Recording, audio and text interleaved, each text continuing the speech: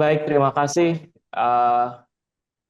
kepada panitia ya yang sudah menyelenggarakan edisi Morning Tea kali ini ya, mengundang duo ahli kita nih ya, khususnya di bidang teknologi kesehatan ya, Bu Bapak. Ada Bu Nur Afni dan Bu Nunung Nurul ya. Saya kira keduanya track record-nya terbukti ya dengan berbagai kiprah meraih grant internasional, kemudian juga mencoba membuat berbagai prototipe maupun produk hasil riset ya, Ibu Bapak. Di saat kita juga sedang menggiatkan hilirisasi penelitian. Ibu Bapak, ini adalah bagian dari rangkaian kegiatan Morning Tea yang semangatnya adalah berbincang santai tentang riset ya, tentang publikasi, tentang transfer teknologi, tentang pengabdian pada masyarakat, begitu. Sehingga diharapkan Ibu Bapak boleh aktif ya nanti berdiskusi ya dengan narasumber, bahkan join forces nih ya, menggabungkan diri dengan teman-teman narasumber mungkin dalam sebuah kelompok-kelompok kecil riset ya, atau skala kecil ya, skala menengah, untuk bersama-sama ya meningkatkan lagi kualitas riset dan publikasi kita. Terima kasih pada Ibu Bapak yang sudah menyediakan waktu untuk hadir ya. Saya lihat ada beberapa profesor, beberapa dari unsur kampus, dan unsur pimpinan jurusan ada hadir di sini. Semoga acara ini membawa manfaat tersendiri buat Ibu Bapak. Saya kira itu. Terima kasih Mas Syauki ya sebagai moderator dari kegiatan ini, juga panitia yang di balik layar ya, ada Mbak Ria Damayanti, ada Mbak Audrey ya, dan teman-teman RTT semua. Terima kasih. Selamat menikmati acara ini. Oke, jadi pagi ini kita mau bahas, kalau judulnya sih Affordable Health Tech Research and Development, Bridging Healthcare Gaps ya. Kayaknya apa tuh Bu Afni, Bu Nurul? Affordable Health. Kita langsung lagi dari dulu ya. Aduh, ini Ibu Afni, Ibu Nurul ini udah pada kenal ya, Ibu Bapak FM. Tapi ya kita kenalin aja ya. Jadi di sini kita kedatangan tamu Bu Nur Afni Catur Andriani gitu ya. Beliau lecturer spesialis di Business Graduate Program di Fakultas BCS. di BCS, di S3 Computer Science, Bu Bapak. Kemudian riset-riset beliau utamanya terkait dengan saat ini banyak di AI untuk kesehatan gitu ya. Dan kita juga kedatangan Ibu Nur Komaria, beliau CS juga, tapi di bisnis internasional, gitu ya, CS, GBC ya, gitu. Dan sama AI juga untuk kesehatan, cuma kayaknya bakal ada bedanya ya antara Bu Nurul sama Bu Afni ya di bidang risetnya. Nanti kita ngobrol lagi gitu ya. Cuma ini kan judulnya Morning Tea ya, Bu apa? Kayaknya nggak afdol nih kalau kita ngobrol kayak gini nggak ada teh benerannya ya. Jadi mungkin bisa ada kali ya morning tea-nya. Oh ya, sambil memperbaiki audio Bapak Ibu. Bapak Ibu yang mungkin di kampus Alsut, kampus Bandung mungkin juga bisa nyeduh teh dulu nih sekarang. Ambil cemilan gitu ya. Jadi kita ngobrol-ngobrolnya nanti via online sambil sama-sama minum teh ya. Bu Pak. Kalau saya kaum kopi, Pak. Oh iya, boleh. Boleh. Kopi juga boleh. Oke, di sini di ruang 700 sudah tersedia nih morning tea-nya. Jadi mungkin kita bisa langsung aja kali ya. Sebenarnya yang di atau yang mau diobrolin dengan affordable health technology ini gitu. Apa sih yang dimaksud dengan affordable gitu kan, dan health tech, apalagi ya kita BINUS ini saat ini kan nggak punya fakultas atau jurusan yang terkait langsung ya dengan medis, kita nggak punya kedokteran gitu ya. Cuma apa sih yang bisa kita sumbangkan, apa yang kita bisa kontribusikan terkait kesehatan ini, Bu? Baik, Bu. Aku share screen ya. Oke. Oh, oke, boleh. Oke.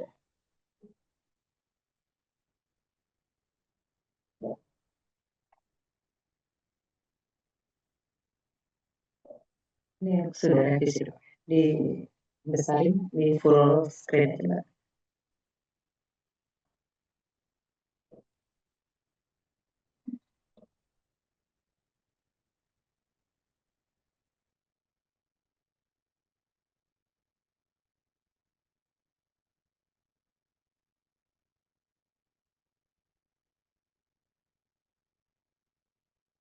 Suaranya hilang, Bu.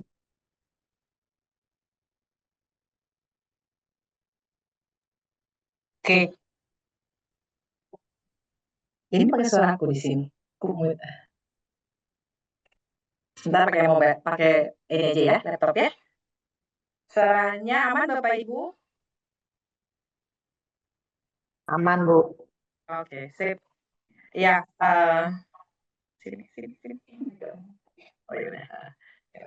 Oke, Bapak Ibu, mohon maaf sebelumnya, ini kendala teknis di ruangan 700 nih.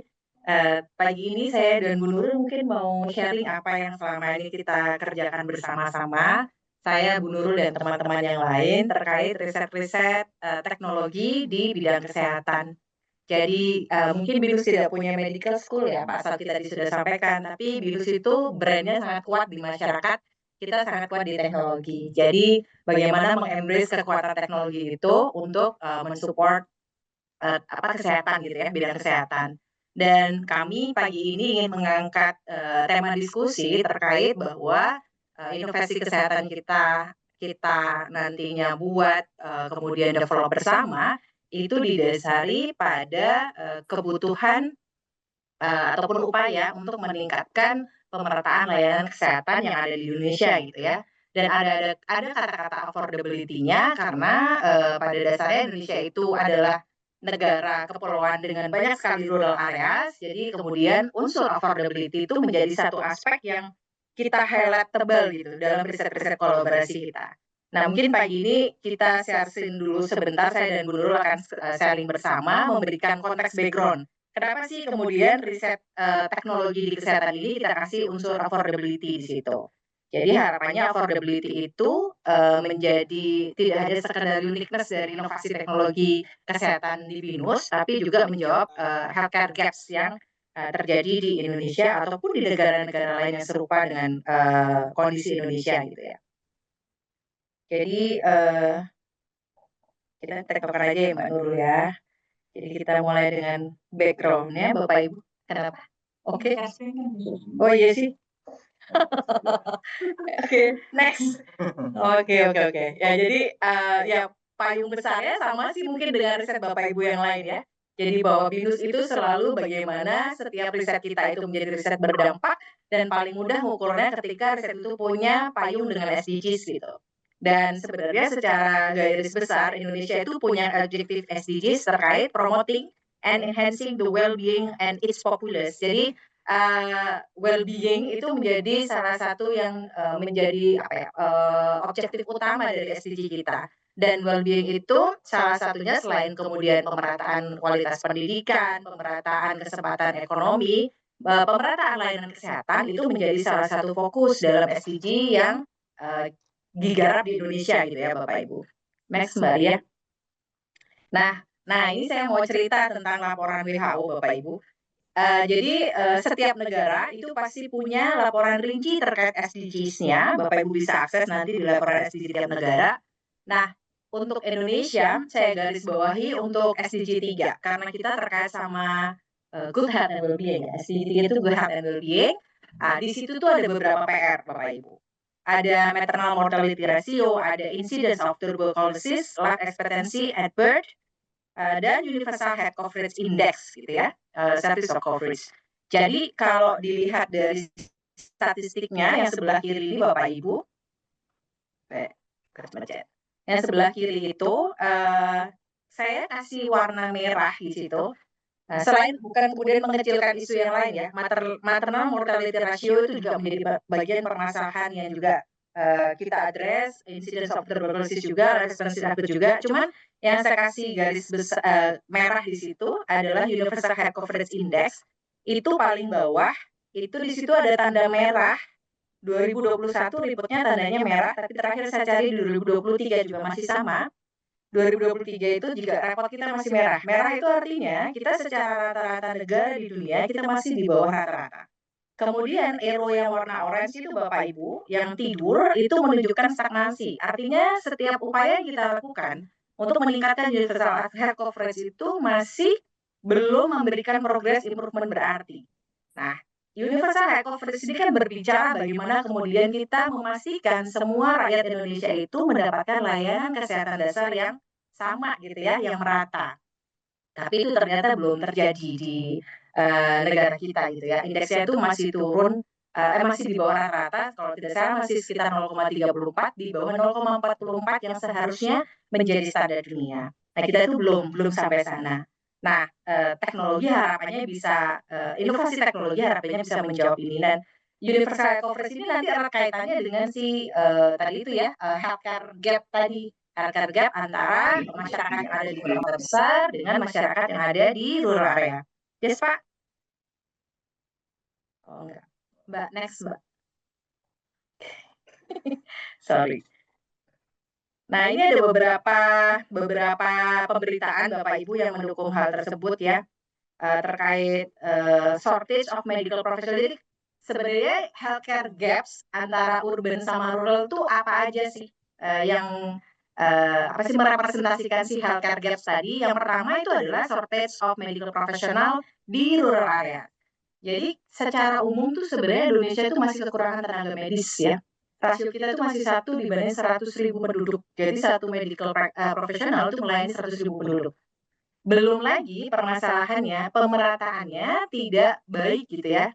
Jadi yang di rural area itu bahkan mungkin Mbak bisa next Mbak. Nah, jadi pemerataan di rural area terutama untuk spesialis itu tidak merata Bapak Ibu. Jadi teman-teman atau pasien-pasien yang ada di rural area ketika mereka pergi ke rumah sakit, mereka itu tidak mendapatkan pelayanan medis yang semestinya. Misalnya mereka butuh spesialis anak gitu ya, di situ tidak tersedia. Jadi mereka ditangani oleh dokter umum. Dokter umum pastinya punya kompetensi yang terbatas dibandingkan spesialis. Kalau Bapak Ibu perhatikan di statistik yang sebelah kanan, itu yang bar chart itu ada biru sama orange. Ini memang saya ambil yang dermatologi karena saya risetnya di sini. Di situ persebaran dermatologi tidak merata, terus rasionya terhadap dokter umum itu jauh sekali. Jadi bisa disimpulkan bahwa pelayanan kesehatan di daerah-daerah kecil, daerah-daerah terpencil atau underserved area itu lebih banyak ditangani oleh dokter umum dengan kompetensi yang terbatas. Jadi kita bisa bayangkan pemerataan kesehatan itu memang ada gitu ya. Belum lagi kalau secara data statistik itu masih sekitar rata-rata 66,4%, kalau dalam istilah BPS namanya unmet need gitu ya. Jadi sekitar 6,4% rata-rata masyarakat Indonesia itu belum mendapatkan akses pelayanan kesehatan dasar gitu. Nah, yang berikutnya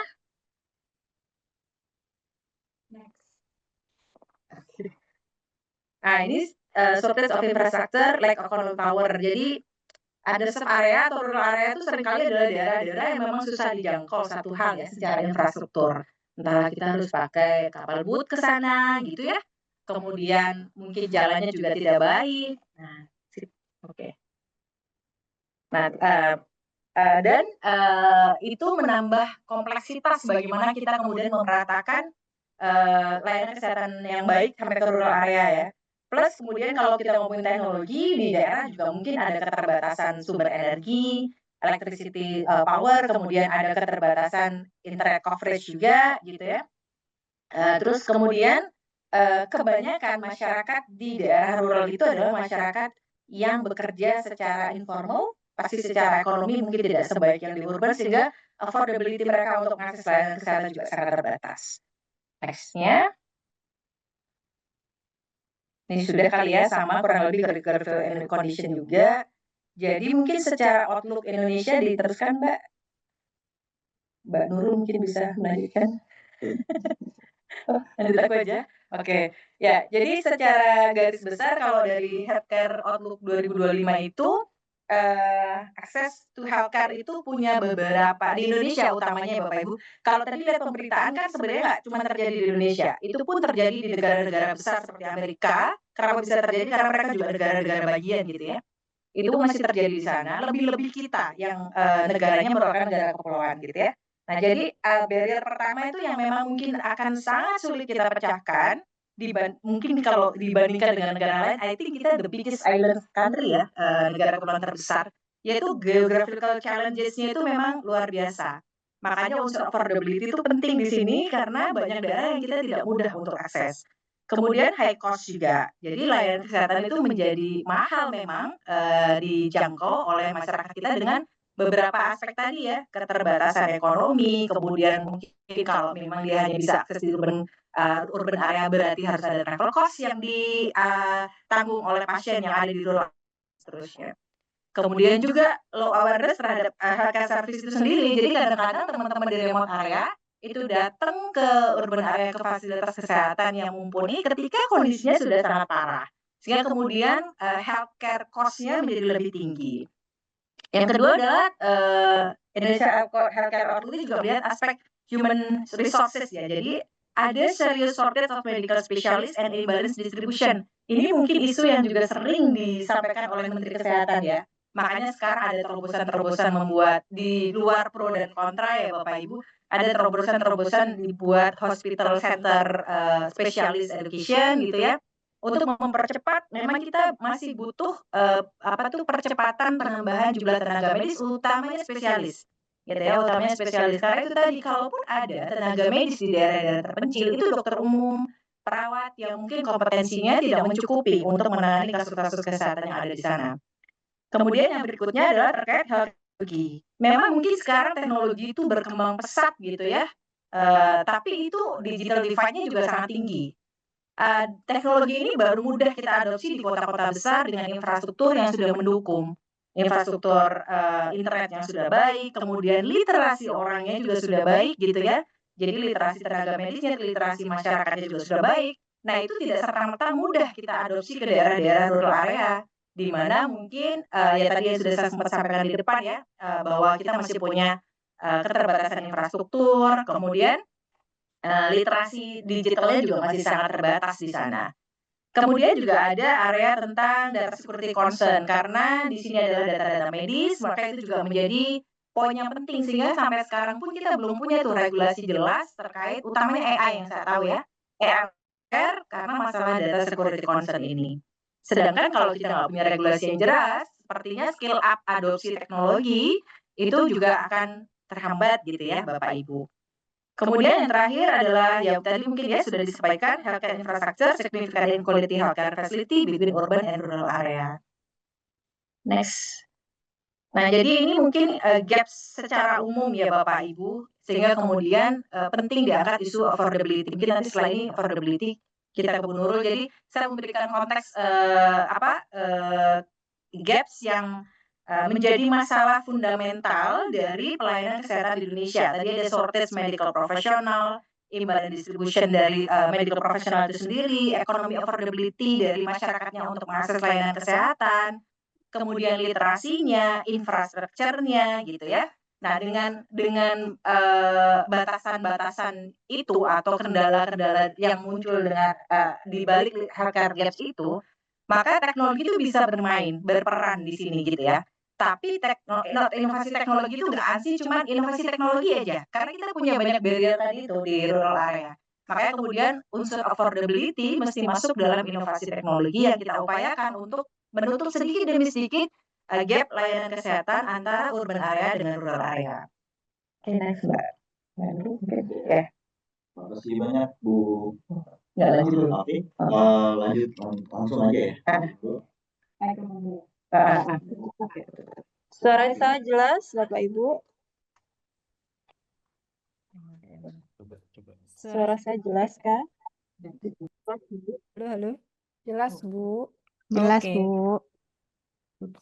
Enggak Oke, sedikit gemetar, sedikit ya, tapi jelas. Oke, Bapak Ibu, mari kita lanjutkan ya. Kita ngobrol-ngobrol aja. Jadi Bu Afni tadi sudah menjelaskan panjang lebar kenapa gitu ya. Terus kondisi negara kita sebenarnya ada di posisi mana di dunia gitu ya. Dan kita semua paham sekali gitu ya bahwa ya memang ini dari segala sisi bukan hanya healthcare saja. Negara kita juga banyak tertinggal dari sisi education gitu ya, dari sisi ekonomi. Kayaknya PR kita sangatlah banyak gitu. Nah, saya ingin menambahkan sedikit ya, kenapa kita mengambilnya di healthcare. Itu sebenarnya dimulai saat kita tidak siap menghadapi COVID. Nah, itu sih sebenarnya. Pertama kali kita aware bahwa faktor teknologi ini bisa membantu di healthcare. Yang paling berasa itu waktu 5-6 tahun yang lalu ya, waktu COVID menyerang dunia gitu ya. Nah, itu sangat terasa sekali bahwa ternyata jumlah dokter kita itu nggak cukup gitu ya, sampai menjangkau di Jawa aja kurang gitu, apalagi di luar. Nah, sampai kita kehilangan banyak nyawa gitu ya. Nah, setelah itu mungkin dari pihak medis juga mulai aware bahwa kita udah nggak bisa mengandalkan cara-cara yang konvensional gitu. Jadi kemudian memang harus shifting ke adopsi teknologi. Jadi semua mulai mengadopsi teknologi, termasuk kita dalam pendidikan ya, kita mulai pakai Zoom, hybrid gitu ya, teknologi semua dipakai. Jadi sudah sifatnya itu inevitable gitu. Jadi emang harus pakai gitu. Nah, kita mengambilnya affordable juga backgroundnya itu gitu. Jadi apa yang bisa kita lakukan? Tadi Bu Afni sudah menjelaskan faktor geografi gitu ya, menjangkau ke tempat-tempat yang jauh itu susah sekali. Belum lagi di sana internet mungkin nggak ada gitu ya, nggak ada akses internet gitu. Wah, itu juga 2 kali lebih pusing lagi gitu ya. Udah dokter yang nggak ada, internetnya nggak ada gitu ya. Untuk kesananya pun mungkin perlu 2-3 hari gitu, yang pesawatnya nggak tiap hari ada gitu kan. Ada daerah-daerah yang seperti itu. Entah ada yang di gunung, entah ada yang di terpencil lah ya, yang tidak terjangkau gitu. Nah, itu luar biasa sekali ya PR-nya. Oke, next. Nah, ini sebenarnya affordable nih apa ya? Affordable nih banyak hal gitu ya yang bisa kita em, soroti gitu. Next, Next lagi aja. next, next. Nah, ini jadi sebenarnya untuk mengatasi permasalahan yang besar itu gitu ya, kita memilih satu aja affordable yang bisa terjangkau gitu ya. Terjangkau dari sisi apa? Bisa dari sisi cost, dari sisi teknologi gitu. Dan ini membuat teknologi yang seperti ini tuh butuh banyak tangan gitu ya. Kita udah paham sekali lah butuh banyak tangan, butuh inovasi. Kita butuh data yang rapi gitu ya. Tadi Bu Afni mengatakan butuh data yang rapi, yang bisa diakses oleh semua aplikasi yang standar gitu, yang secure, yang rapi gitu, yang aman tanpa kebocoran gitu ya. Terus people capacity, orang-orangnya juga harus bisa menggunakan teknologi dengan baik gitu. Kemudian kita juga butuh pendanaan financial partnership dari seluruh pihak, bukan cuman pemerintah gitu ya. Jadi kita nggak hanya menyalahkan, wah ini harusnya pemerintah harus begini-begini, nggak. Jadi semua pihak harus mendukung untuk penyelesaian ini, termasuk kita di akademik gitu ya. Terus kemudian engagement, jadi apakah teknologi ini akan bisa diterima gitu ya kalau sudah di sana. Enggak semua tempat itu menerima teknologi, kehadiran teknologi gitu. Bisa juga mereka malah berpikir, wah teknologi ini akan membahayakan gitu dah. Itu ya, banyak faktor yang sebenarnya kita bisa atasi sama-sama gitu. Jadi menurut saya, affordable healthcare ini adalah pekerjaan multidisiplin yang kita bisa kolaborasikan bersama gitu. Bukan hanya dari sisi teknologi. Yang paling penting adalah policy and regulation dari pemerintah gitu. Next. Nah, ini beberapa effort gitu yang mungkin bisa kita sumbangkan gitu, bisa kita kerjakan gitu di sini di tim kami, saya dan Bu Afni dan teman-teman di BINUS. Mungkin bisa meneliti tentang bagaimana sih algoritma dari saya ya, dari bidang keilmuan saya, algoritma mana yang bisa digunakan di device yang tidak terlalu canggih. Nah, itu menjadi sebuah domain penelitian tersendiri itu. Kemudian kita bisa memilih UI yang tidak terlalu complicated gitu ya. Jadi untuk membuka aplikasi aja gitu, itu takes time gitu. Dan kalau misalkan aplikasinya terlalu rumit ya, misalkan kayak super apps gitu, ya akan susah gitu, ngelutnya luar biasa gitu ya. Kita misalkan pergi ke marketplace gitu yang semuanya ada di situ, kita mau bayar aja susah banget gitu kan, bukanya aja lama gitu, belum masuk ke pembayarannya, belum scan ininya, wah itu nggak akan bisa gitu ya terakses oleh teman-teman kita yang posisinya ada di tempat yang sulit lah aksesnya gitu. Terus kemudian kalau dari kami, next.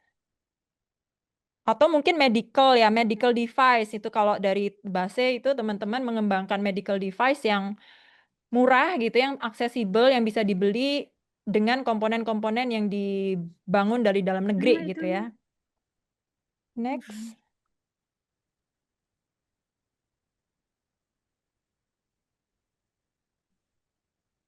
Nah, ini contoh-contohnya ya. Nanti kita akan cerita-cerita aja use case-nya apa aja gitu. Mungkin sekian aja pengantar dari saya. Saya kembalikan ke Kakak Syauki. Oke, makasih ya Bu Afni, Bu Nurul gitu ya. Jadi tadi kita udah dapat nih gambaran sedikit terkait bahwa ternyata di Indonesia ini, Bu Bapak, akses layanan kesehatan itu masih sangat senjang gitu loh. Gapnya masih cukup besar ya. Utamanya keterbatasan infrastruktur, terus gap antara tenaga medis, antara dokter umum dan spesialis, juga soal biaya gitu. Tapi tadi juga paparan dari Bu Nurul gitu ya, bahwa affordable ini ternyata nggak cuma terkait biaya yang murah gitu ya, affordable atau uh, apa ya, terjangkau gitu ya, juga nyangkut terkait dengan aksesibilitas, terkait dengan keberlanjutan gitu ya, inklusi ataupun bahkan gimana biar inovasi yang kita lakukan di BINUS gitu ya, itu bisa berdampak sosial gitu kan ya. Dan use case-nya mau dibahas? Ya, Oke. mungkin cerita. Jadi mungkin next-nya setelah kita dapat pengantar ini dan sebelum mulai bertanya atau diskusi ya dengan ibu bapak yang online, mungkin ada use case atau yang dari riset-riset yang sebelumnya, contoh-contoh Boleh. yang sudah pernah dilakukan untuk menjembatani antara gap-gap ini tuh gimana sih Bu Afni, Bu Nurul? Ya, kita mau cerita riset kita ya setelah ini ya Bu Nurul. Jadi yang presentasi di sini cuma 2 orang Bapak Ibu, tapi sebenarnya riset yang mau kita, bentar dulu Mbak, bentar, nggak apa-apa di sini dulu sebentar. Yang mau kita presentasikan sebenarnya riset barengan ya Bapak Ibu. Cuma mungkin saya titik tekankan lagi bahwa riset yang kita jalankan selama ini itu terbagi menjadi 2 hal. Satu medical device, satu software as medical device. Saya menggunakan dua terminologi ini tuh dari aturan AI yang dikeluarkan oleh Kemenkes. Jadi inovasi di kesehatan tuh dibagi dua tempat gitu Bapak Ibu. Jadi nanti Bapak Ibu yang pengen riset di healthcare itu bisa melihat 2 cawan ini yang sudah jelaskan Bu Nurul tadi. Satu ada yang sisinya kalau teman-teman yang suka hardware berarti akan lebih banyak ke arah medical device. Maka interpretasi dari affordability itu bisa ke arah frugal design, terkait portability ya Bapak Ibu. Karena kan tadi saya sempat sampaikan bahwa daerah-daerah rural area itu susah dijangkau. Jadi kalau kita mau bikin inovasi teknologi misalnya tomografi gitu, jangan bikin yang tomografi yang gede banget yang misalnya nggak bisa dibawa pakai boat misalnya. Maka bisa dibikinin frugal design-nya gimana dia bisa portable dibawa ke daerah-daerah underserved area. Nah itu perlu teman-teman di daerah area ranah engineering ya. Kemudian yang butuh low energy karena mungkin di daerah-daerah terpencil itu energi yang tersedia terbatas, maka dari sisi hardware juga mesti mikirin gimana cara bikin device yang ramah energi. Kemudian share device model, jadi nggak sekali pakai buang, tapi bisa dipakai berkali-kali. Dan share facility juga, serta low cost. Nah, termasuk software as medical device ini seperti yang tadi disampaikan Bu Nurul, gimana algoritma itu bisa memperkuat device-device dengan keterbatasannya, baik dari sisi internet coverage, dari sisi kebutuhan energi gitu ya, dengan tetap mempertahankan performa yang diharapkan. Nah, itu bisa ada masuk teman-teman komputer science mungkin yang di sebelah kanan ya. computer science, information system, itu tentunya bekerja sama dengan medical domain. Nah, kita coba share Bapak Ibu use case yang sudah kita kerjakan so far. Mbak Ria langsung ke use case, Mbak Ria. Ya, ini yang pertama adalah affordable health technology terkait PEDIDEM, AI powered pediatric dermatology. Ini adalah riset terkait, sebenarnya ini telemedicine Bapak Ibu. Ini telemedicine yang dibuat close access untuk tenaga medis. Jadi hanya diperuntukkan untuk dokter umum, dokter spesialis kulit umum, dan dokter spesialis kulit konsulen pediatri, serta dokter spesialis anak. Nah, ini tuh sebenarnya menjembatani kebutuhan karena kita punya tenaga medis spesialis kulit anak itu sangat terbatas dan kebetulan fakta di Indonesia itu kebanyakan kasus-kasus kulit anak ditangani oleh dokter-dokter umum dengan kompetensi terbatas tadi, maka kemudian hadirlah inovasi teknologi ini gitu ya. Nah, ini adalah menggabungkan antara AI, jadi di dalam telemedicine ini ada AI yang membantu dokter umum untuk menegakkan diagnosa penyakit anak, tapi hanya khusus di skala penyakit-penyakit kulit yang boleh ditangani oleh dokter umum. Nah, ini tuh affordability-nya seperti tadi Bu Nurul sampaikan tuh ya keluhnya, gimana algoritma itu mendukung device dengan keterbatasan sumber daya. Jadi kan teknologi ini akan di-deploy pada mobile phone. Dan mobile phone-nya mungkin akan beroperasi di sebagian besar rural areas dengan keterbatasan jaringan internet. Maka kemudian edge computing di sini masuk sebagai unsur affordability-nya. Plus AI-nya, model AI kan kebanyakan besar ya Bapak Ibu ya. Jadi gimana caranya kita pakai lightweight AI yang kemudian tetap berperforma baik di dalam device terbatas seperti mobile phone. Maka kemudian AI model compression bermain di sini.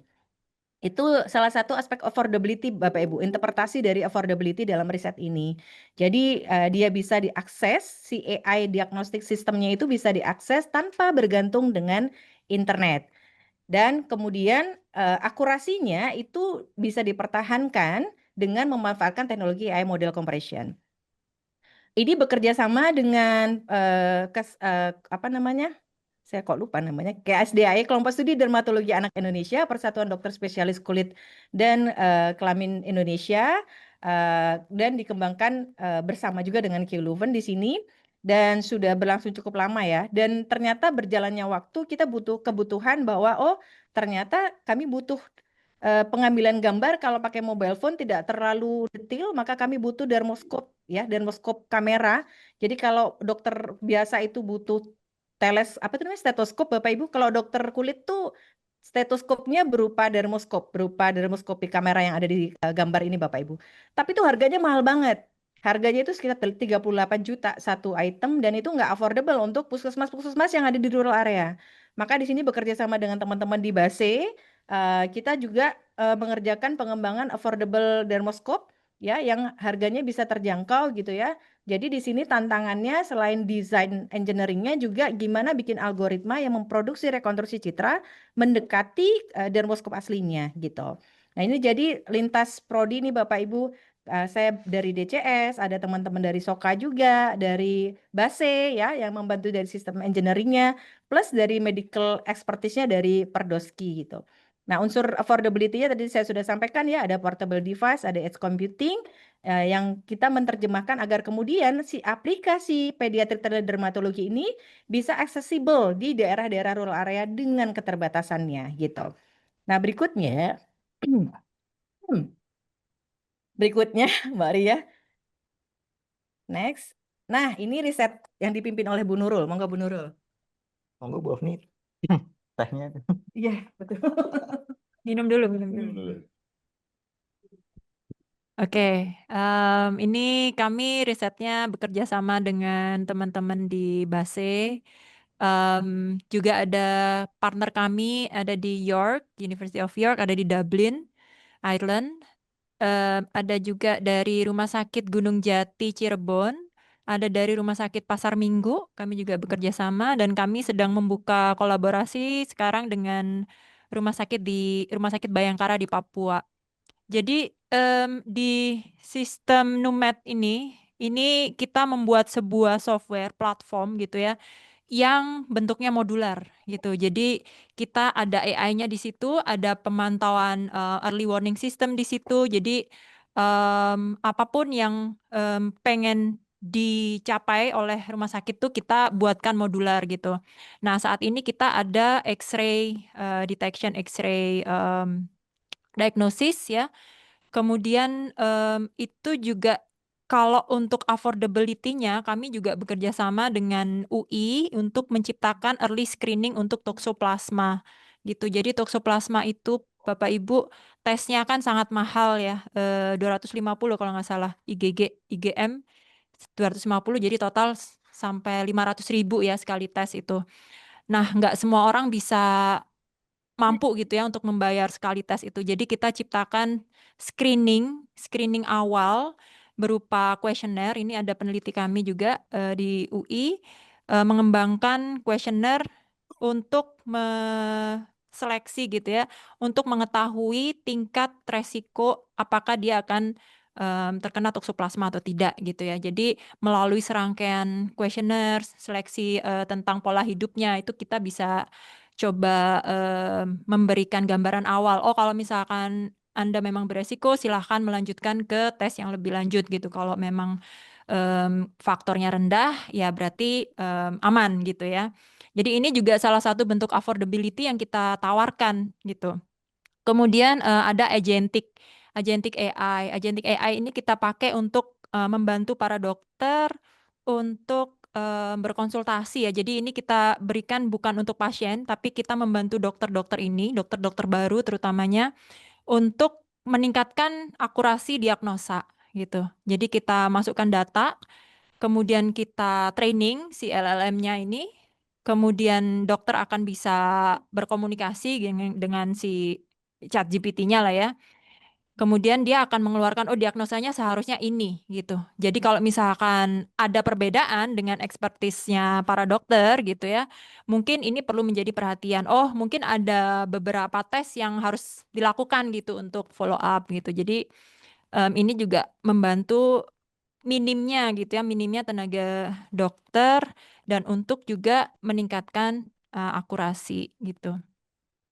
Jadi kita banyak sekali ya apa namanya term affordability ini tidak serta-merta diterjemahkan sebagai murah gitu ya, tapi juga akses gitu, juga bentuknya gitu. Tadi device-nya harus kecil, harus portable gitu. Banyak sekali terjemahan yang sebenarnya kita bisa implementasikan gitu dalam bentuk teknologi ini. Next, masih ada satu lagi. Ini ada Mbak Winda, bisa apa aja kali ya? Mbak Winda ada di Zoom kah? Mbak Winda dari Base. Kami menyapa, ada? Ya, silakan Mbak Winda mungkin bisa bersuara dan menjelaskan risetnya. Karena ini riset ini kebanyakan dipimpin oleh Ibu Winda dari Base ya. Mbak Winda mau ngobrol? Bisa on mic? Ada nggak Mbak Windanya? Ada Bu, selamat pagi Bu Apni, Halo, Bu selamat pagi Nurul. Mbak Iya. Winda. Jadi kalau tadi ada software as medical device sama medical device, nah Mbak Winda ini adalah kapten untuk medical device. Kalau saya sama Bu Nurul banyak di software ya, Bu Nurul ya. Mbak Winda, monggo dijelasin riset-risetnya. Oke, kalau kami di Base lebih fokus ke hardware-nya ya mungkin kalau ininya. Jadi Betul. mungkin ada beberapa penelitian yang ada berjalan di Base, misalnya salah satunya itu yang ginjal, pendeteksi fungsi ginjal, kemudian beberapa screening penyakit seperti jantung, paru-paru, dan menggunakan stetoskop. Kemudian ada beberapa juga kita menggunakan vital sign measurement dengan kamera base untuk telemedicine. Kemudian ya ada beberapa yang sedang berjalan untuk penentukan vena ya. Bisa seperti itu sih kira-kira. Jadi ya basically kalau di sini mungkin kita banyak hardware-nya lah. Ya, jadi semua riset yang hardware tuh di support timnya Mbak Winda di Base nih, teman-teman di Base. Kalau teman-teman Bapak Ibu perhatikan tuh device-device-nya itu kan kecil-kecil ya. Itu selain portability juga pasti konsumsi energinya lebih rendah. Jadi unsur affordability itu juga diperhatikan.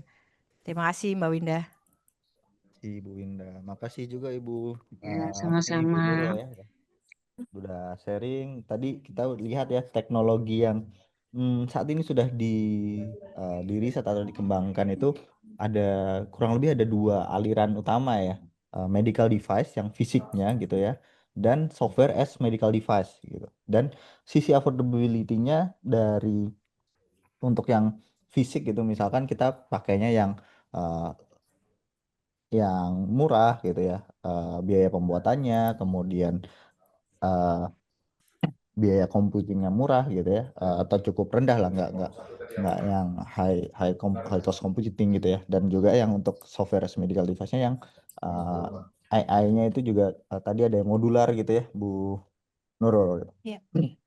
Eh, nah, saya yakin juga ini Bu Bapak udah kayaknya udah pengen banget nih kayaknya kerja sama, atau udah kepantik ide-ide risetnya nih. Saya lihat di kolom chat juga udah ada beberapa pertanyaan ya. Ada dari Pak Agung Purnomo di Malang, Bu Ina, Pak Stefanus gitu ya.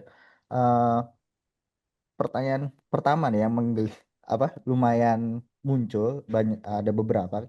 Apakah udah ada belum sih konsorsium riset terkait bidang kesehatan ini di BINUS gitu? Dan karena ini Bu Ina juga dari BBS ya. Kalau Bu misalkan Ina. Kemarin dari ketemu Bu Ina. Halo Bu dari Ina. BINUS itu ya, atau Pak Agung dari entrepreneurship, Halo. kalau mau contribute to health tech research ini, itu gimana sih Bu Afni, Bu Nurul gitu?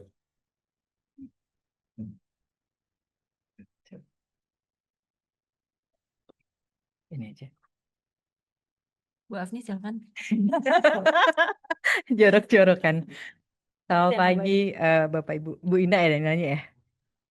Bu Ina dan Pak Agung, selamat pagi. Ya, sebenarnya kalau resmi gitu sih nggak ada ya.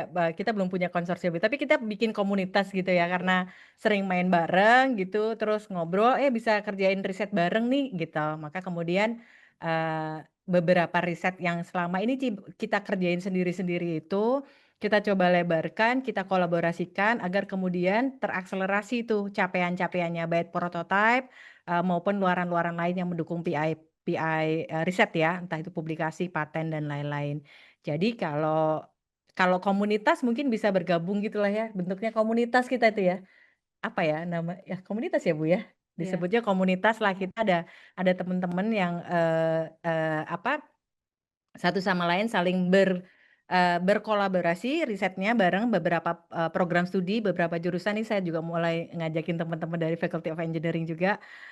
Kita ngajuin hibah bareng, kita ngerjain bareng, kita pikirin roadmap-nya bareng gitu. Saling memperkuat satu sama lain lah Ya. gitu. Termasuk berbagi kolaborator ya. Ya. Ah, Kita juga ada kolaborator dari psikologi ya. Oh iya, dari Ya, psikologi dari juga. psikologi Nah, mental itu. health juga kita masukkan dalam topik ini ya. Jadi feel free Bapak Ibu yang mau kolaborasi, kita juga perlu banyak banget teman-teman dari manajemen gitu ya. Karena kita ini orang teknik gitu, jadi kurang paham gitu cara menjualnya seperti apa, dari sisi bisnisnya seperti apa. Itu juga saya rasa penting juga ya untuk affordability dari Terjemahkan teknologi gitu ya, ini gitu ya, menerjemahkan term affordability tadi. Saya ingin menambahkan sedikit sih, tadi data ya, data itu penting sekali gitu. Jadi sebenarnya teknologi apapun gitu, kalau misalkan datanya tidak rapi gitu, dan itu menjadi problem besar gitu. Jadi Bapak Ibu, ini juga salah satu fokus kita di komunitas kita, bahwa merapikan data ini juga PR besar sekali untuk masalah affordability gitu. Ya, betul. Jadi data itu kalau udah terlalu besar, itu nggak akan bisa masuk ke training dengan baik gitu. Jadi kita saat ini juga ada effort untuk mengecilkan dan memperbaiki kualitas data. Nah, itu juga salah satu term affordability yang kami sedang perjuangkan juga gitu. Silahkan. Jadi dari sisi algoritmiknya juga lumayan fundamental ya bergeraknya. Terus tadi ngomongin psikologi, tambahnya Bu Nurul tadi kita lupa nggak masukin juga ya, karena emang belum mulai. Jadi kita baru di mental health ini setelah ngobrol dengan Prof Jun waktu itu kan dapat insight bahwa mental health itu sesuatu hal yang harus kita masukkan juga. Jadi kita mulai ngajakin teman-teman psikologi juga dan mulai menggagas satu riset kolaborasi juga di tahun ini. Namanya AI Can See You. Itu nanti bersama dengan Bu Anggita dan Bu Wulan dari Fakultas Psikologi. Ada nggak di sini ya? Halo, ada nggak Bu Anggita dan Bu Wulan? Nggak ada. Oke. Ya, itu aja sih tambahannya. Iya. Kasih. Oke, jadi well-being yang dimaksud nggak cuma kesehatan fisik ya, tapi juga kesehatan mental gitu. Dan ternyata ada juga nih pertanyaan dari Pak Stefanus gitu ya tadi, bahwa beliau punya ide gitu ya, apakah pendekatan serupa misalkan dengan lightweight AI gitu juga bisa diterapkan pada bintang mental health informatics gitu, misalkan dari data-data sederhana kayak teks, suara atau ekspresi gitu untuk early detection depresi atau kecemasan gitu. Atau mungkin ini topik yang tadi mau diriset Iya, dengan yang esensi itu. mungkin bisa. Ini saya panggil Pak Ferry ya. Pak Ferry ini risetnya baru akan mulai nih di bidang ini, mental health. Silahkan Pak Ferry.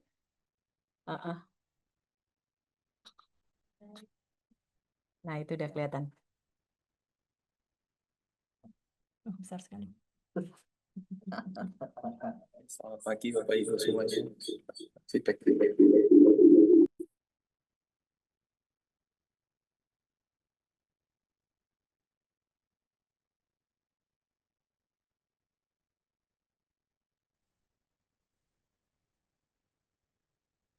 Ya, selamat pagi Bapak Ibu semuanya.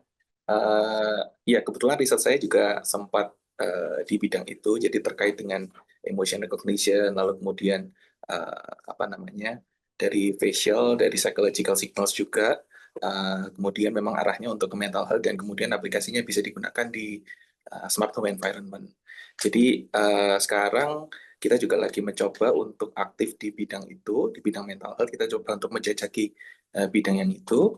Dan untuk aplikasinya memang lebih ke arah lightweight model juga, dan kemudian kita mencoba untuk mengakomodasi berbagai modality dari mulai teks, lalu kemudian audio, facial expression, itu juga kita sedang coba ke arah sana. Dan memang arah untuk risetnya sendiri cukup luas dan ya semoga ada kerjasama yang lebih banyak lagi ke depannya. Terima kasih. Baik, makasih Pak Ferry. Jadi kalau mau gabung komentarnya gimana nih Ibu-ibu? Langsung kontak aja, Bu. Feel free sih, kita open dengan berbagai bentuk kolaborasi ya. Kita juga seneng karena sebenarnya saya sendiri di Senayan mahasiswa riset saya nggak banyak gitu, anak-anak S1 gitu kan. Jadi mereka memang bukan mahasiswa riset gitu. Jadi kita benar-benar ngajarin dari nol lagi gitu. Jadi kalau untuk topik-topik yang advance, kami bekerja sama dengan DCS gitu, dengan mahasiswanya Bu Afni, dengan mahasiswa BGP juga dari S2 gitu ya, MTI.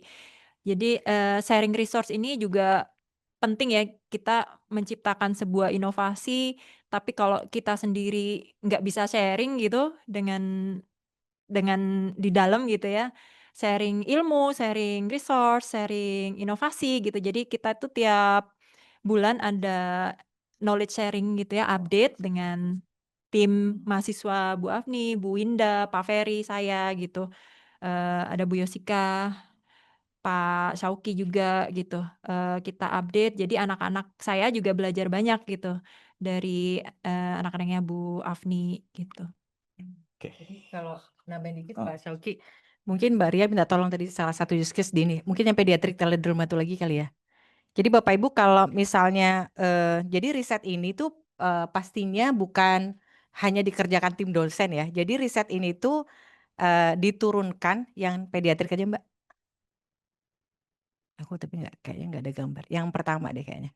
Kayaknya nggak ada gambar pembagiannya ya. Nah ini Bapak Ibu ini kan ini tuh riset ini tuh ada yang sifatnya device, ada yang sifatnya algoritma, dan seperti yang Bu Nurul sampaikan kompleksitasnya itu beda-beda gitu ya Bapak Ibu. Ada kayak misalnya UI UX-nya yang bisa dikerjakan oleh mahasiswa S1, maka itu kemudian bisa diturunkan jadi topik riset S1 gitu ya, topik riset skripsi S1 misalnya.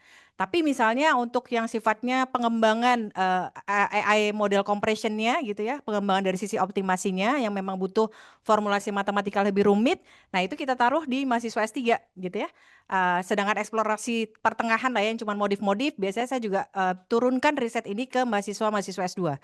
Jadi ini kita melatih mahasiswa juga untuk kemudian turut terlibat dalam kolaborasi riset multidisiplin yang tidak hanya ketemu dosennya aja, tapi juga ketemu kolaboratornya, ketemu dokter-dokternya, mahasiswa juga diajarin ke lapangan ngambil data, diajarin berdiskusi dan presentasi di depan dokter juga.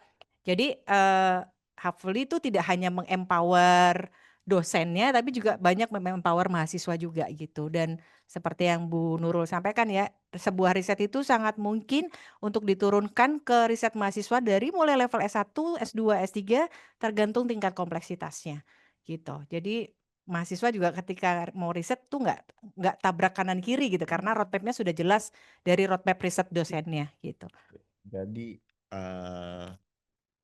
yang prakteknya selama ini juga udah melibatkan ya S1, S2, S3 dan nggak terpisah-pisah. Mereka juga langsung join Kita jadiin satu tuh. jadiin satu gitu ya. Oke, terus ini ada pertanyaan lagi nih dari Bu Iren. Bu Iren. Kayaknya terkait dengan tadi screening device ya. Seberapa besar akurasi yang udah di riset gitu ya, dan apakah sudah ada di pasaran gitu? Atau mungkin Bu Mbak Iren Winda, mau elaborasi lebih lanjut, tadi sepertinya raise hand. Silakan Bu Iren. Oke, maaf Bapak Ibu nggak bisa ada videonya, sinyalnya rada kurang bagus di sini. Aman Bu. Oke, tadi saya tertarik, kebetulan saya dosen entrepreneur dan mengenai aplikasi yang dibuat oleh mahasiswa saya rata-rata itu aplikasi-aplikasi yang emang mengenai kesehatan. Tapi sejujurnya bahwa mereka itu hanya terbatas pada sampai di level prototipe saja. Karena saya pribadi saya juga bingung bagaimana melanjutkan dari prototipe. Kalau tadi penjelasan dari Bu Nurul itu dan Bu Nur juga tentang apa namanya betapa affordable-nya health, itu sebenarnya mahasiswa saya tuh ide-ide bisnisnya sudah banyak ada gitu. Tapi ya stuck atau stop hanya di prototipe atau di idenya saja. Contohnya misalnya salah satu aplikasi mereka bisa mendetek apakah seseorang itu bisa dari feelingnya atau dari auranya mereka menderita sesuatu penyakit yang serius atau tidak. Itu bisa didetek dengan aura, dari aura. Itu sampai ke prototipenya pernah diujikan ke saya dan itu terbukti gitu. Nah, udah gitu ada lagi misalnya dari sisi aplikasi psikologi. Mereka tuh sampai ke level ke dokter bisa mendetek jika ada serangan atau akan terjadi serangan, misalnya kalau ada mahasiswa yang kan mahasiswa yang apa panic attack gitu, mereka bisa mendetek gitu dari alat itu. Nah, yang mau saya tanyakan tadi Ibu kan di sebelum saya bertanya ini ada tentang komunitas. Itu kayaknya menarik gitu, Bu, supaya saya mungkin bisa mengajak mahasiswa saya untuk berdiskusi jika seandainya di semester ini ada mahasiswa-mahasiswa lagi karena yang saya ceritakan tadi mahasiswanya sudah lulus semua, sudah alumni. Mungkin ke depan kemana ya bisa kira-kira saya kontak atau saya bisa tahu ya, anggap komunitas itu sendiri gitu. Tadi Ibu bilang ada tiap minggu kita sharing, nah itu menarik tuh Bu. Jadi saya bisa bawa mahasiswanya aja biar ke Ibu nih. Gitu aja. Tiap bulan Bu Iren. Tiap minggu ngeteh Bu di RTTU. Oh, RTTU tiap minggu. Morning coffee bukan teh lagi. Boleh Bu Iren. Ya, itu aja sih Bu. Thank you ya Bu. Oke, jadi Sukses. atau mungkin bisa dari Bu Afni, Bu Nurul, tadi untuk yang device-device untuk yang screening, gimana sih kayak cara kita atau cara ibu-ibu selama ini membandingkan akurasinya gitu? Dan akurasinya kalau untuk yang affordable tuh harus seakurat apa gitu? Saya dikit aja sih Bu. Kalau dari kami dari prototype itu biasanya kita ada kolaborator dari industri ya, dari industri atau dari dari medical expertnya gitu yang memvalidasi gitu. Jadi kayak dari saya itu kan yang LLM itu yang nandain bener atau enggaknya si LLM-nya itu jawabannya itu dokter gitu. Jadi dia yang tahu gitu. Ini salah nih, harusnya enggak kayak gini, harusnya kayak gimana Bu? Harusnya kayak gini gini gini gitu. Jadi kita mencatat pendapat dari dokter itu, kemudian kita masukkan ke AI-nya lagi, kita training nih harusnya kayak gini nih, sampai mendekati jawabannya si dokternya gitu. Nah, itu untuk meningkatkan akurasinya dari saya. Nanti mungkin dari device Bu Afni bisa menjelaskan. Nah, setelah itu apa gitu? Setelah prototype ini oke, akurasinya bagus, lanjutnya apa? Ya kita coba gitu, kita minta mereka untuk pakai gitu. Kalau dokter yang aslinya misalkan terlalu sibuk ya kita minta yang lagi koas gitu ya, yang lagi pendidikan gitu.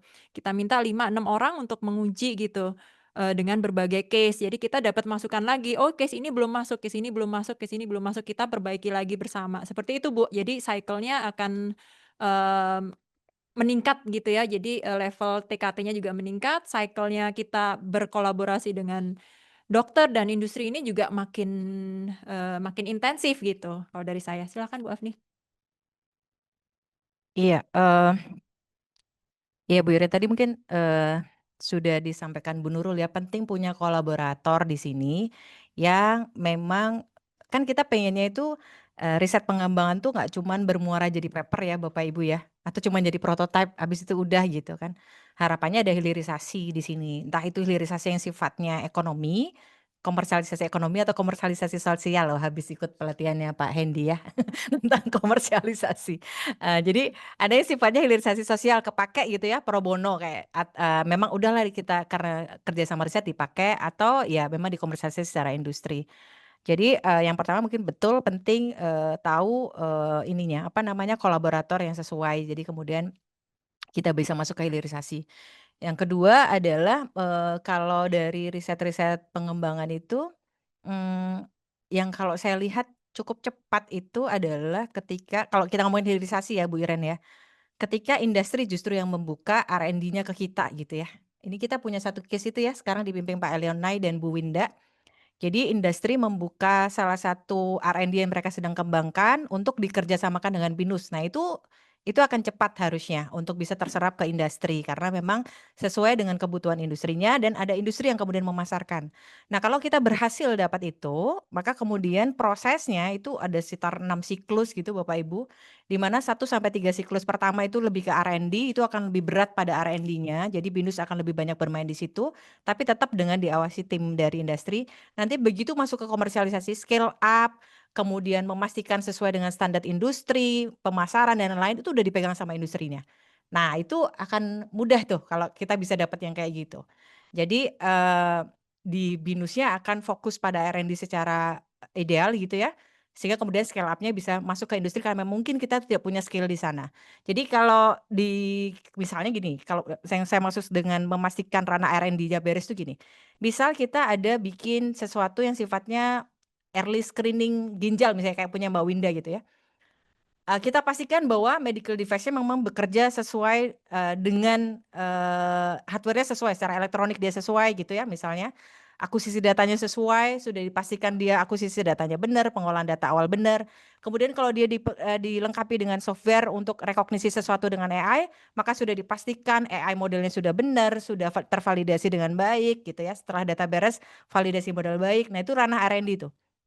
Untuk kemudian membuat dia jadi scale up, untuk bisa kemudian masuk ke industri, nah itu kita ketika kita didampingi industri itu lebih enak karena itu sudah yang ngerjain partnya industri gitu. Jadi kita memastikan R&D-nya valid dulu gitu. Nah itu juga salah satu pendekatan yang mungkin bisa dilakukan ya Bu Iren ya, pendekatan-pendekatan ke industri. Kita punya potensi ini, industri mungkin kadang tuh industri itu menginginkan mengembangkan sesuatu, tapi sumber daya mereka itu terbatas Pak Sauki. Jadi kadang mereka ngebuka tuh ke universitas, yuk kita kerjain bareng. Nah, yang seperti itu tuh potensial untuk ditangkap. Kalau ngomongin komersialisasi ya. Bu, mau nanya, tadi kan masuk ke industri. Misalnya mahasiswa punya prototipe atau sejenisnya yang untuk diujikan. Itu tahapannya seperti apa ya, Bu ya? Misal untuk masuk atau untuk tes gitulah, istilahnya Iya. produk lah.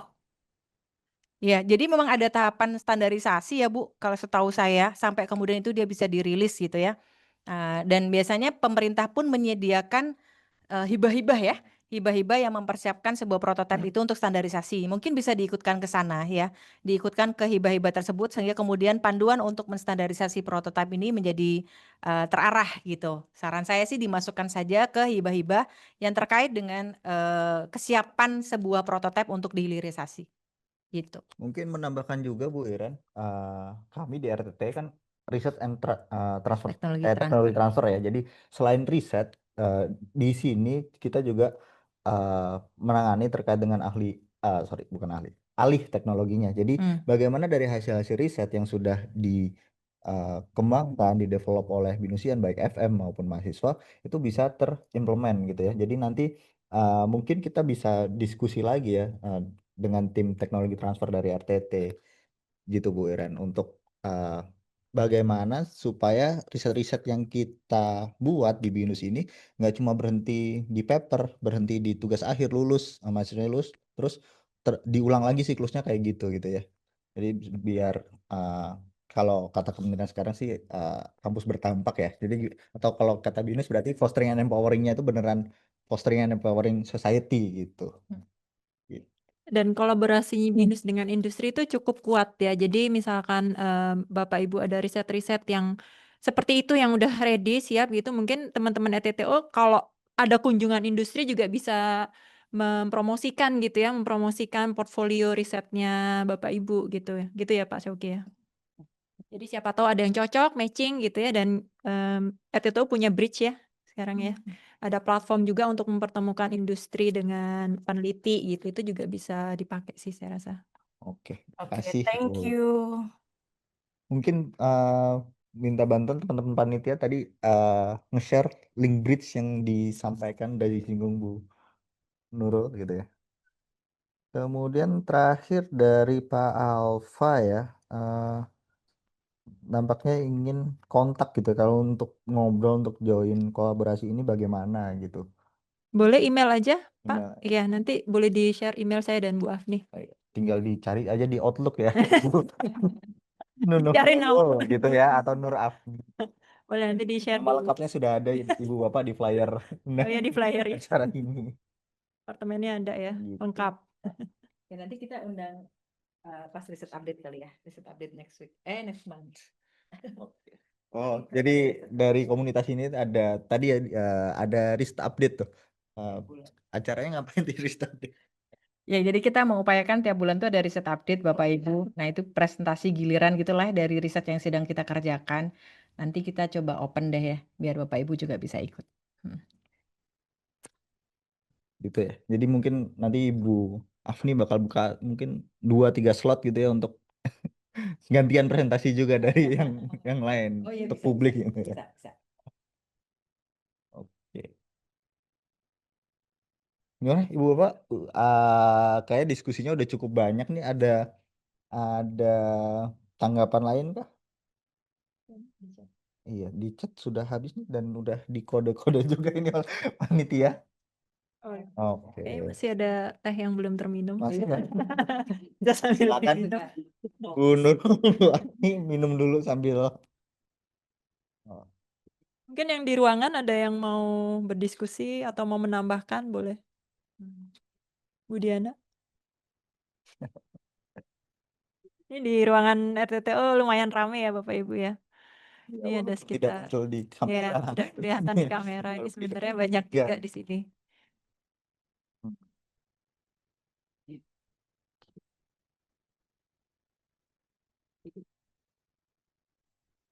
Atau kalau mungkin Bu Afni, Bu Nurul bisa cerita selama ini partnernya kan tadi sudah cerita ada partner industri gitu ya. Partner itu tuh sudah dengan mana aja sih kolaborasi risetnya? Kan tentu untuk riset yang kayak gini gitu ya, apalagi tadi kita belum ada nih BINUS Medical School, pasti butuh banyak kolaborator eksternal ya. Kolaborator Iya, dari betul. mana aja sih? Nah, itu juga terkait kolaborator nih Bapak Ibu. Jadi medis itu kan salah satu tantangannya pasti di data ya.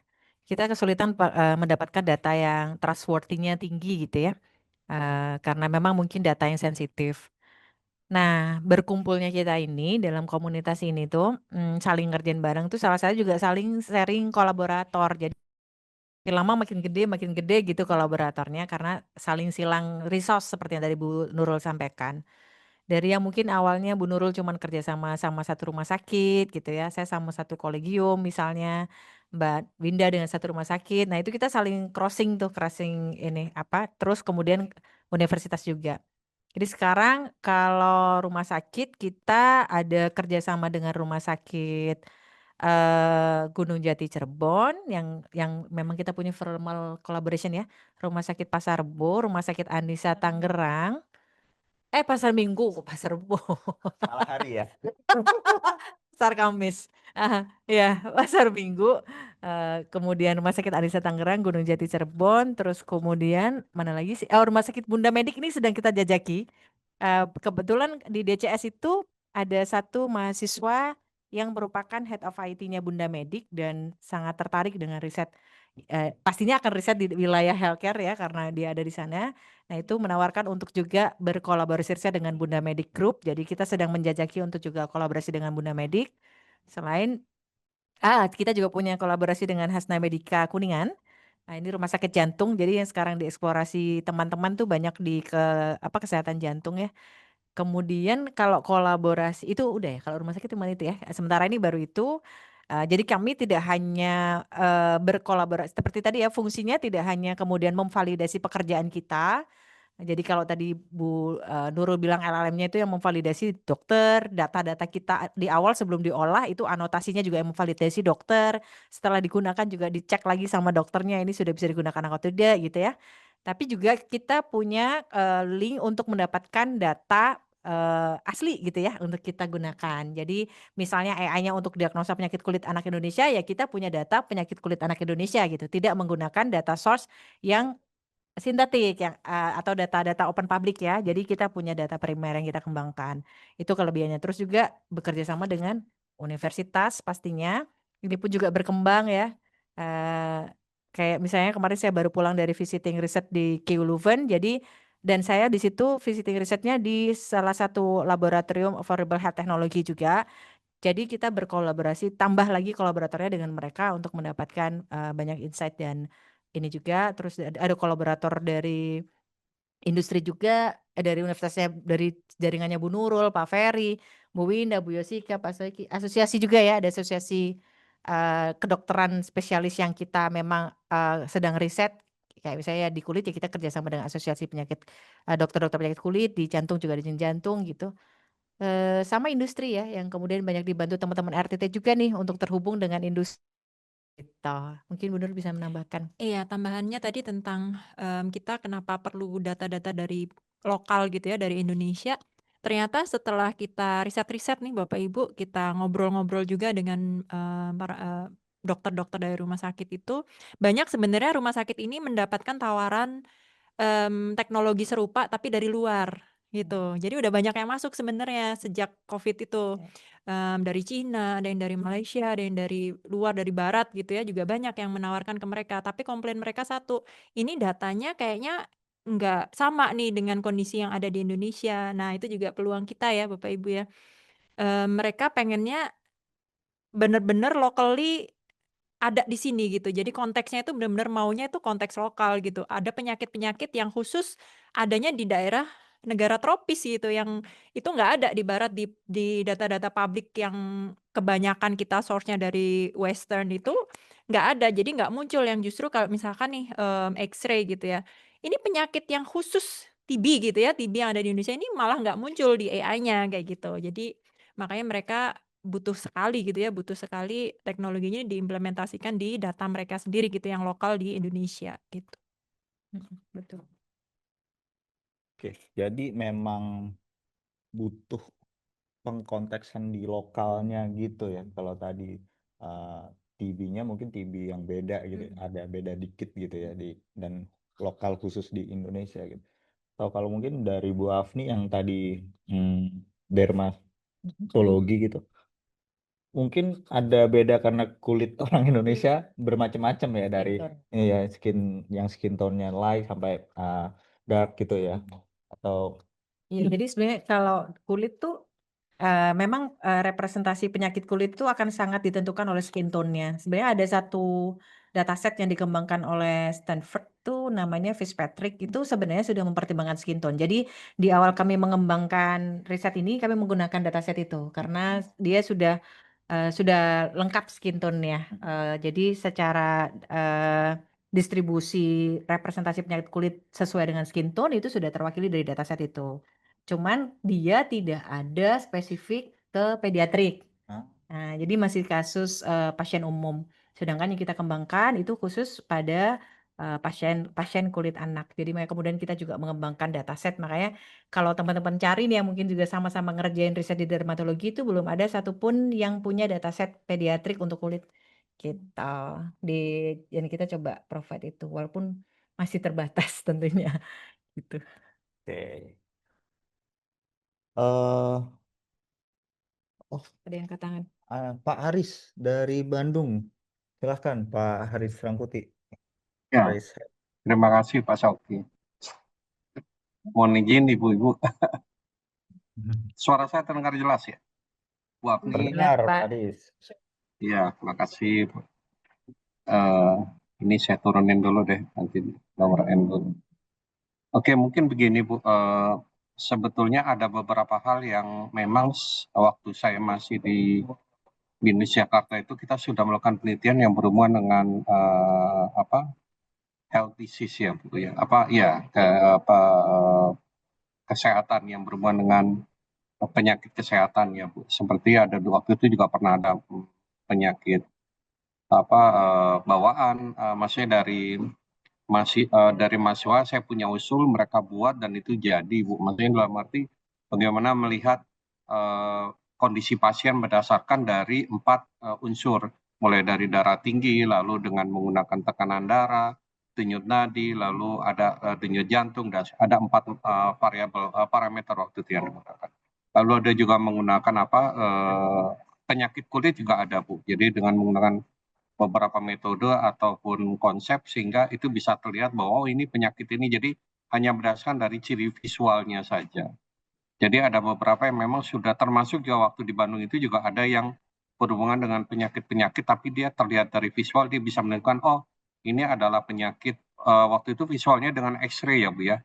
Oh ini dengan penyakit paru, lalu juga patah tulang dan sebagainya. Maksudnya dalam arti begini saya mau sampaikan. Buat secara umum untuk penelitian ini sudah mulai berjalan Bu ya. Tapi yang karena memang saya bidangnya di computer vision dan image processing itu, tapi kita itu tadi yang kendalanya itu adalah belum memahami kira-kira kebutuhannya Bu ya, kebutuhan dari apa sih yang memang dibutuhkan, sedang dibutuhkan oleh yang dibutuhkan dari di daerah ataupun di sebuah rumah sakit yang berhubungan dengan penelitian ya, maksudnya dalam penelitian tentang kesehatan ya, terutama yang berhubungan dengan kesehatan. Nah, yang mau saya sampaikan itu di sini adalah kalau memang memungkinkan Bu ya, ini mungkin ada semacam informasi ataupun semacam sosialisasi gitu. Sosialisasi enggak kali ya, informasi mungkin yang pentingnya.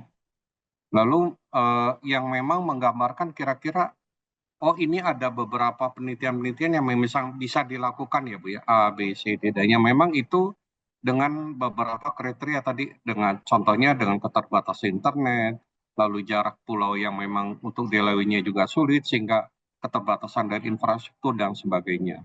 Tapi secara teknologi itu kan bisa disesuaikan dengan kebutuhannya kadang-kadang. Itu yang mesti saya sampaikan bahwa ini yang mungkin gap-nya itu bahwa kalau Ibu adalah mungkin, saya juga belum tahu ya, sampai sekarang saya tidak tahu yang diteliti oleh Bu Apni dengan Bu Sarah ini, saya tidak tahu apa sih aplikasi apa, gambaran aplikasinya seperti apa juga, saya belum paham juga. Nah mungkin itu mungkin bisa dielaborasi lagi sehingga kami bisa seperti ini nih penelitiannya, sehingga kami bisa lebih oh ya nih kalau memang kita bisa ikut serta atau bisa di PSDKU itu bisa terlibat juga dalam penelitian yang berhubungan dengan kesehatan.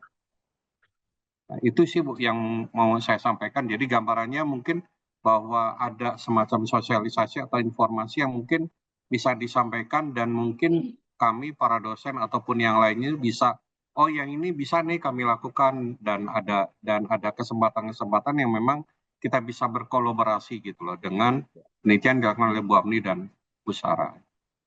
Itu aja dari saya Pak Shoki, terima kasih Bu Terima Apni. kasih Pak Terima Haris. kasih. Oke, jadi mungkin tadi yang ingin disampaikan Pak Haris adalah sebenarnya Pak Haris, teman-teman dari Bandung atau mungkin ya teman-teman lain dari Semarang, Malang, bahkan yang baru gitu Medan ya, itu ingin tahu apa sih riset-riset yang sekarang sedang dilakukan oleh teman-teman di Jakarta, atau dari Bandung pengen tahu riset-riset apa sih yang dilakukan di teman-teman BINUS di Semarang gitu ya, dan harapannya bisa saling kolaborasi gitu kali ya.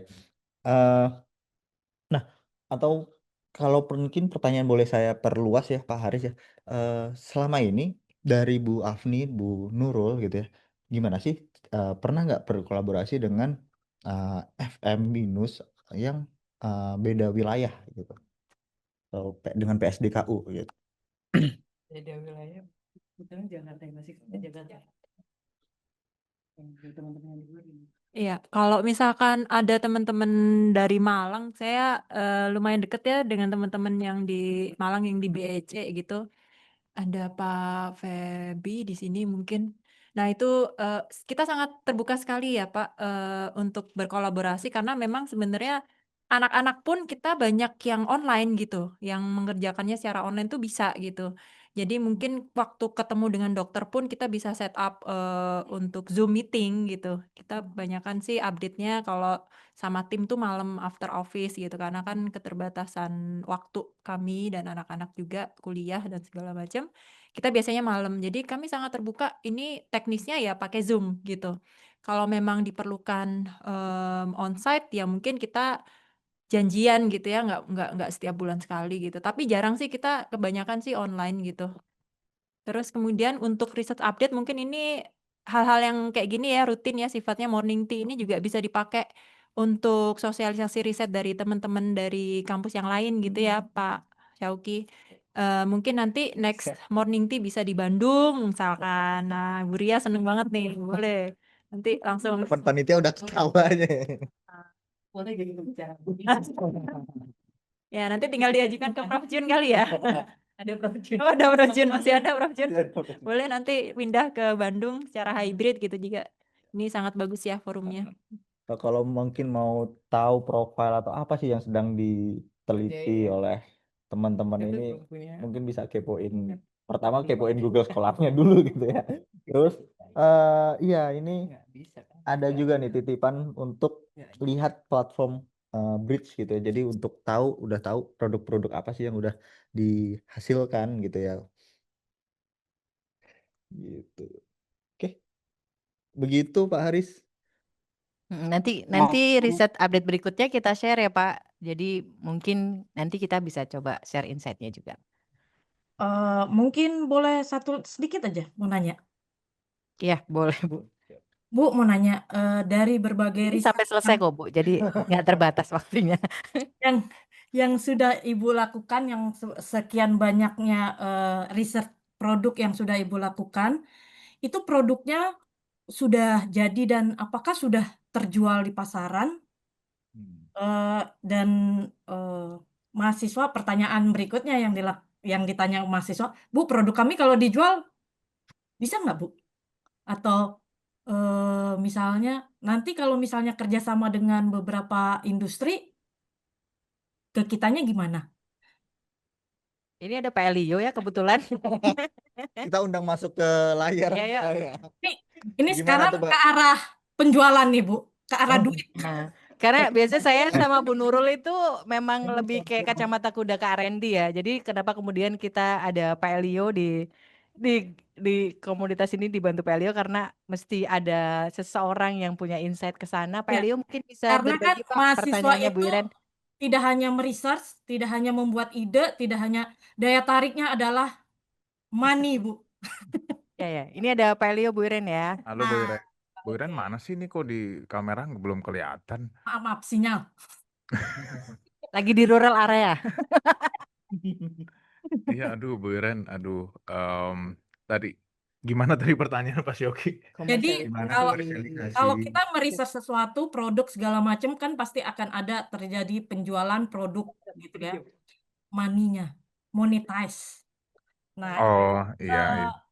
yang sudah dilakukan hanya kepo aja research yang udah dilakukan oleh Bapak Ibu ini, apakah Mm-mm. udah dipasarkan atau masih quote and quote masih di research, masih MVP atau bagaimana ya? Oh oke, Thank you Bu Iren. Pasaran aja.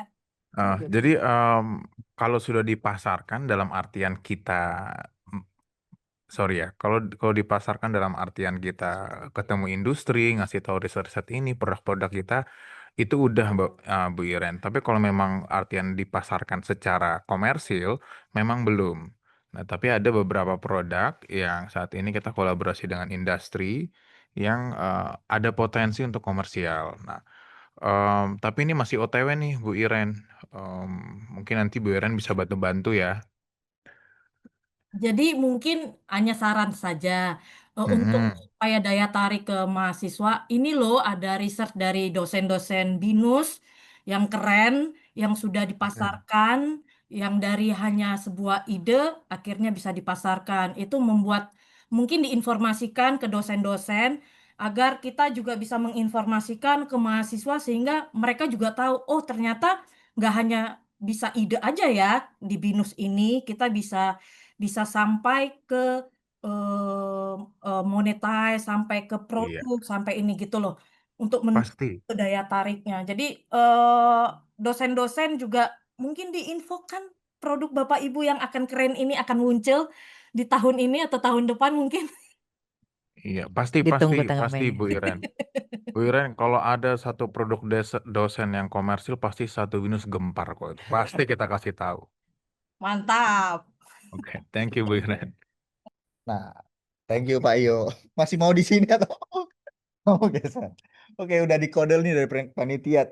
Pertanyaan terakhir dari Pak Fikri. Eh, Pengalaman riset nih, ibu-ibu ya, terkait multimodal atau metadata gitu. Mungkin dari sisi akurasinya atau kompleksitas ngolahnya itu gimana sih? Ya nanti mungkin Pak Ferry bisa nambahin. Dia udah ngode-ngode. Jadi Banyak tamu ya. kan tadi saya bilang yang di depan 2, tapi kan gerombolannya banyak ya. Jadi multimodal itu sesuatu hal yang kita explore juga Pak Fikri ini, saya kayaknya Pak Fikri ini mahasiswa DCS baru ya kalau nggak salah ya. Sabtu nanti ketemu saya. Kelas pertama.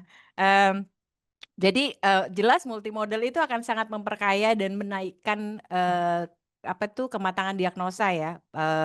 Contoh misalnya saya ambil kasus di contoh kulit gitu ya, bahwa yang saat ini dikembangkan itu kan beberapa tahun terakhir dikembangkan tuh kita sebutnya sebagai spot diagnosis. Jadi diagnosa hanya berbasis gambar image dari penyakit kulit. Sedangkan mungkin dokter akan lebih